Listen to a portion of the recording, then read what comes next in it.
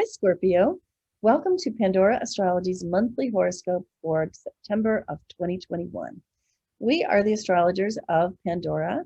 I am Jamie Kale Miller, and right now I'm in Reading, Pennsylvania. And with me is. Hey, I'm Julia, and I'm located in San Francisco.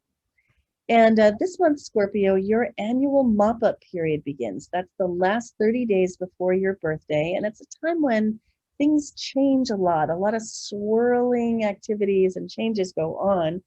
And getting a birthday reading now positions you really well for your year to come. So there's a link to help you do that in the YouTube description below. Well, we've got a Mercury retrograde coming up. Let me show it to you, and Julia's going to be telling you about it. Hey, Julia, you want to start off with that Mercury retrograde in Libra? Sure. Well, Scorpio, Mercury is the planet that represents communication. And wherever we have Mercury shows us where we might expend a lot of mental activity, as well as where we can strategize and where our mind might be that month. And Mercury is starting the month in your 12th house and is going to go retrograde later in the month on the 26th, also in the 12th house. So the 12th house is a very hidden house. It's the house of isolation. And it also is the house of the subconscious, of the greater collective. It's a very ethereal place. And Mercury is a very sort of precise and analytical planet. So when Mercury is in the 12th house, you could be keeping a lot of your thoughts to yourself. You might be doing your best thinking and your best sort of strategizing more on your own when you're in your own little private world than out kind of connecting with people. And with Mercury in the 12th, it can mean that you get your best ideas, your best thinking from ethereal places, like from dream states, like from, for meditation, from things of that nature too. And when Mercury goes retrograde in the 12th house, anytime Mercury goes retrograde, it's a time of having to redo or rethink certain things. So there could be some ideas that you are having to kind of go over that you thought were all sort of like, you might have to sort of backtrack on some of your previous plans, perhaps, and especially of a 12th house nature, you could be sort of rethinking any type of charity or service work that you've been doing, or even sort of rethinking your more spiritual side as well. Then Venus, the planet. Hey, Julia, something just occurred to me. Sure.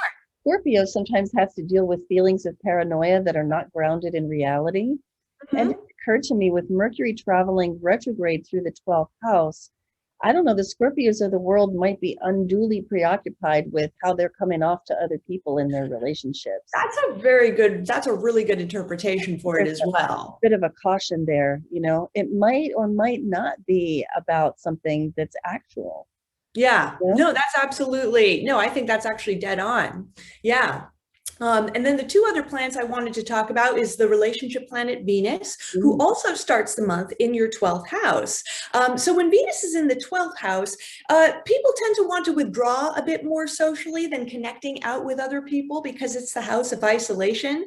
And since this house also rules charity work, if you do feel like giving a little bit of money to charity, you'll probably want to do it in a more anonymous way. But then Venus on September 10th is going to move into your first house of self. And that's going to, after the 10th, you're going to be in a much more social mood because, Venus is going to be in your house of self. So you're going to be really embodying a lot of Venus energy. It's also a wonderful transit for dating, for making a good first impression on people, or for doing anything that could beautify your looks, like getting some new jewelry or getting a new haircut, for example. And then Mars, the planet of action and activity, begins the month in your 11th house. This is the house of friends, any groups you're a part of, and wherever we have Mars is where we might run into some conflict, as well as where we might expend a lot of energy too. So for the first half of the month, while Mars is in your 11th, you could be really, really focused on your long-term goals, because that's also ruled by the 11th house, what you have to do to achieve them. And you could run into flare-ups in your friendship circles, perhaps even getting a little bit competitive too, because Mars can be kind of a competitive planet, or any other groups that you're a part of. Then on the 14th, 19th, Mars moves into your 12th house. So we've got a lot of 12th house happening this month. And when Mars is in the 12th house, this will be a time where you're going to probably want to do your best work on your own, because again, this is a hidden house and Mars can be our energy and drive. So you might do your best work if you can, for example, do any professional work or your personal projects sort of more on your own than in a team context. They might sort of work better for you. And since Mars represents our anger, you might be a lot more inclined to be hiding that anger and hiding your feelings too this month. Definitely. Well, there are a couple of moons that I want to tell you about as well. The first one is a new moon in Virgo, and that falls in your 11th house, which Julia was talking about as a social house and also a house of your ideals and your long-term goals. And a new moon signifies new beginnings. This particular new moon we're calling being weird your own way, but also relatable.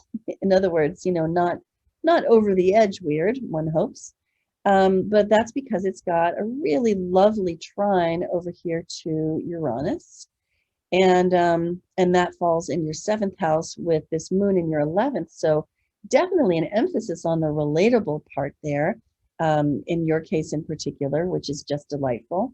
There's quite a bit of challenge built into this moon as well. It's got a lot of a mutable feel to it, because there's a square to Juno, there's a square to Ceres, there's an opposition to Pallas Athena, all in mutable signs. So I think that our flexibility is very much going to be called upon during this moon, especially if we want to make a really good new beginning of some kind.